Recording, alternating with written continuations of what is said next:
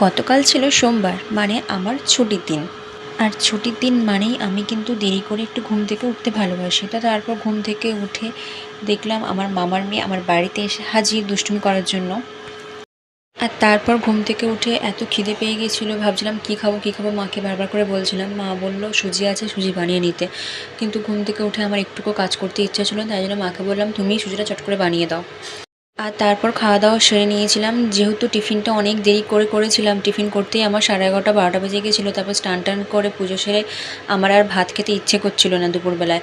তো আমার ভাত খেতে খেতে তাও 2টো 2:30টা এরকম বেজে গিয়েছিলো। তারপর হুট করে আমাদের মধ্যে প্ল্যানিং হলো বন্ধুদের মধ্যে যে আমরা একটু সিনেমা দেখতে যাব।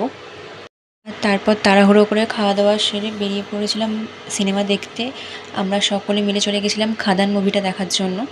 তো যাই হোক, মুভিটা বেশ ভালোই ছিল। তারপর মুভি টুভি দেখে বাড়িতে এসে ভোগ খিচুড়ি প্রসাদ খেয়ে নিয়েছিলাম। টাটা।